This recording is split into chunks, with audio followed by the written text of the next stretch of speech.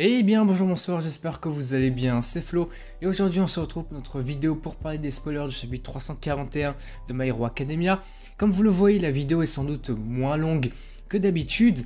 Eh bien c'est dû en fait au fait que les spoilers ont tout simplement pris du retard.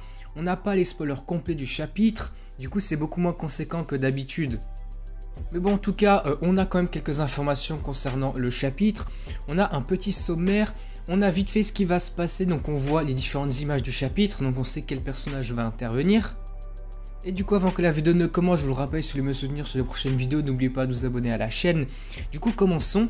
Alors, ce chapitre 341 a pour titre l'histoire de comment nous sommes tous devenus des héros.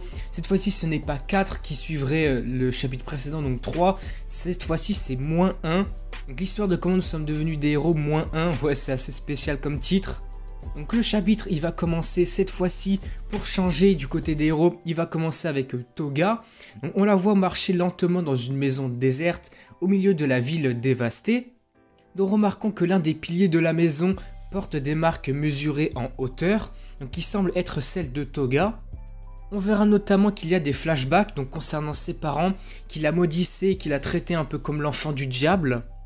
Elle continue dans cette maison donc en montant au 2e étage et elle ouvre la porte de sa chambre où elle s'allongeait sur un lit quand elle était enfant.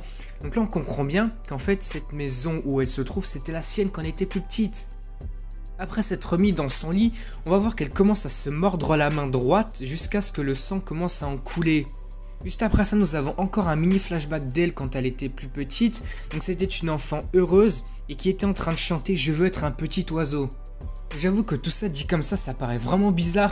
On a vraiment une scène un petit peu oppressante, un petit peu bizarre.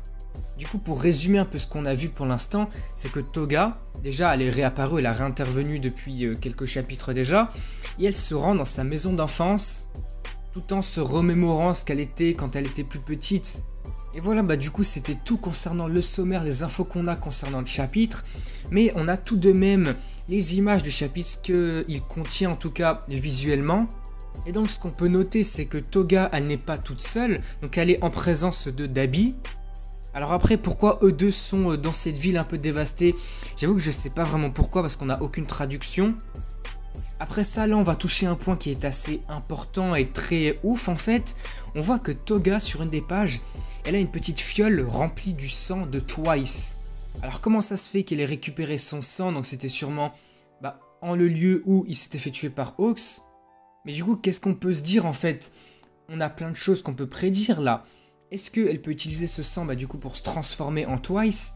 Mais comme on l'avait vu dans My Villain Academia, elle avait pu entre guillemets éveiller son pouvoir, son alter. Et ça lui permettait donc de réutiliser les alters des personnes. On l'avait vu avec Ochako. Alors pourquoi pas avec Twice? On pourrait penser qu'elle puisse se métamorphoser en lui, utiliser son alter de clonage pour cloner tous les autres vilains, ça serait vraiment pété. Je vous laisse débattre concernant ce sujet-là dans les commentaires et on va passer à la suite. Donc après Toga et Dabi, on voit aussi le retour du coup de Spinner, de Skeptic, de All for One.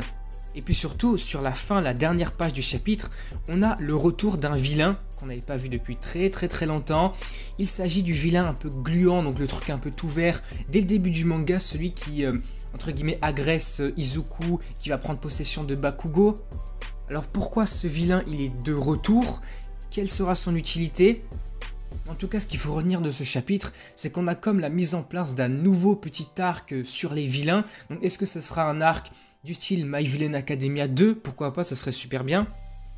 J'imagine donc que dans les prochains chapitres, peut-être 3, 4 ou 5 chapitres maximum, on va se tourner du côté des vilains, voir ce qu'ils font actuellement. Peut-être que dans un même temps, nous allons voir All for One qui va mettre en place un plan, nous exposer ses idées concernant ce qu'il va faire plus tard. Peut-être que son plan va contrer celui de All Might, en tout cas celui de Aizawa à la base. Du coup voilà, on va s'arrêter ici pour cette petite vidéo spoiler. J'espère qu'elle vous aura plu quand même si elle a été beaucoup moins longue que d'habitude. N'hésitez pas à débattre concernant ce qu'on a pu parler dans ce chapitre, notamment avec la fiole de sang de Twice. Qu'est-ce que va faire Toga de ça? Et aussi le retour du vilain gluant un peu qui avait agressé Izuku et Bakugo au début du manga. Et puis surtout concernant les idées que pourrait avoir All for One, le plan qu'il pourrait adopter pour contrer celui de Aizawa et les héros. Bon bah du coup voilà, on s'arrête ici pour cette vidéo. Du coup si elle vous a plu, n'hésitez pas à liker, à commenter, à partager. Et du coup n'oubliez pas aussi de vous abonner à la chaîne pour me soutenir sur les prochaines vidéos. Du coup moi je vous dis à la prochaine.